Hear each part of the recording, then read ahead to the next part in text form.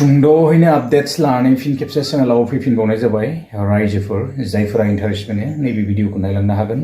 गोसो थानायफ्रा आरो गोसो गैयैफ्रा नायाब्लाबो जागोन बिदिब्ला जागायलांदिनि थ'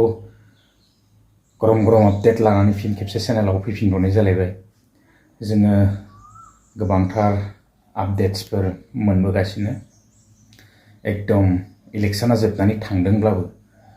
गुदुं गुदुं आपडेट्सफोर ओंखारबोगासिनो दङ दा जेरावनाखि जोङो नुनो मोनगासिनो निउसावहाय वेस्ट बेंगलाव एबार जों एसे चेन्ज जानायखौ नुनो मोन्दों माने सोलायनायखौ नुनो मोन्दों एबार वेस्ट बेंगलावबो बिबारानो थांदों दा बेवहाय ममता दिदिया जायगाखौनो माने हगारनो नागिराखै ओरैबायदि दाथ' बेना जोबनाय हिसाबै पदत्याग खालामनांगौ दा पदत्याग खालामा जाहैदों आसरित कारबार मा जागोन बिदिबालाय दा जियानो हक दा जोङो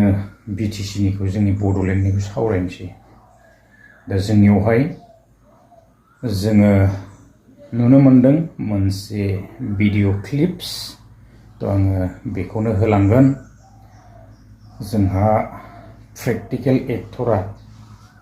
होखावबाय आरो इलेक्शननि सिगाङावबो होखावखादोंमोन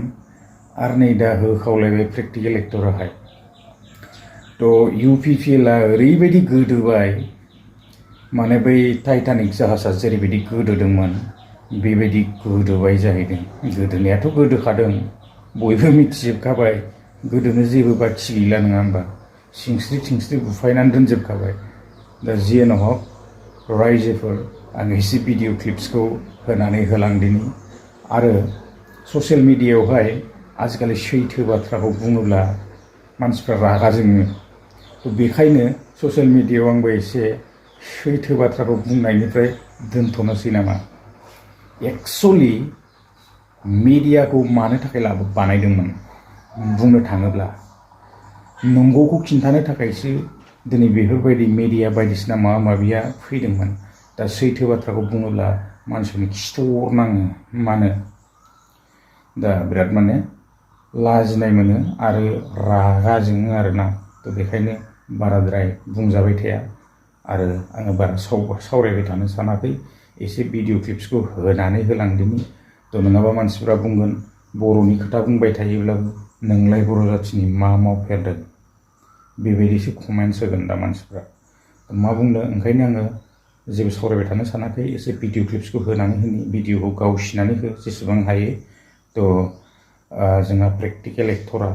मा बुंलांखो एसे ससे भिडिअ क्लिप्सखौ लागायनानै होनि आरोना आं गोलाव खालामला नेक्स्ट भिडिअ लोगो मोनगोन गोजोन्थों बाय प्रमिसल' होग्रा माने गोदैल' बुंग्रा खामानियाव गैया प्रमद बर' सारा दा बियो दोखो दोखो जेनबाय आरो गासैबो इउपिपिएलनि केन्डिडेटफ्रा दोखो जेनबाय दा प्रमद बर'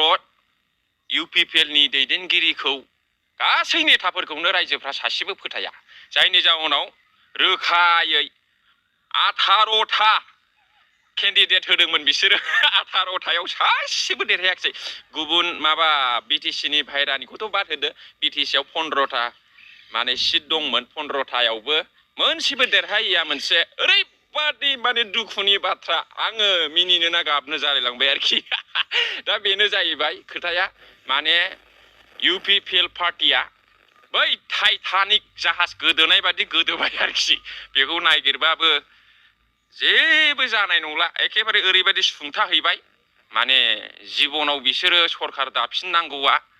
गोबां मुस्किलसै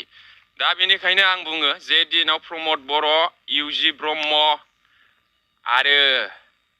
नैबे जोंना दिपेन बर' सार थागोन बे सिमाव माने रायजोआ भटखौ बिसोरनो होनाय नङा मानोना बिसोरनि रावफ्रानो आलदा जेरै गोसोआव सानो खुगायाव बेखौ बुङा मिथिबाय गावसोर मिथिजोबखागौ बेखौ बुंबा मा जागोन ओमफ्राय बिसोर खोथाखौ ओरैबायदि फिदिं फिदा बानायनानै रायजोखौ थगायनो सानो आरोखि दा बेयावनो रायजोफ्राथ' आजिखालि बिराद डेभेलप जाबाय साननायाव मावनायाव न'खर लेखा गोरों गोजासै दा बेफोरखौ नुनानै बिसोरो माबे रावजों मानो थगायनो खायदा खालामनानै भटखौ आदाय खालामनो सानबावो दा बेनिखायनो नैबे MLA इलेक्सनाव मैयानि रिजाल्टआव बिथांमोना ओरैबायदि गाज्रि रोखोमै जेनबाय बे जेननाया माने खुनु दुनियावनो बिदि रेकर्ड गैया आं सानो माने जेनेबा पलिटिकेल पार्टि हिसाबै मोनसेथ' देरहानांगौ आसाम मोननैखौनो देरहाबाय दे जिखुनु जाया मोनसेबा मोननैखौ देरहानांगौ आरोखि दा मोनसेबो देरहायैया मोनसे माने ओरैबायदि गाज्रि रेकर्ड बे आसामाव बिटिसिआव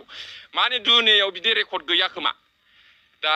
नैबे गाज्रि रोखोमै जेननायखौबो बिसोर गनायनानै लायाखै दिनै ससियेल मिडियायाव नुदों फेसबुकआव नुदों आरोखि दिनै गाबोनाव मैया दिनै नायबाय थानायाव नुबाय आङो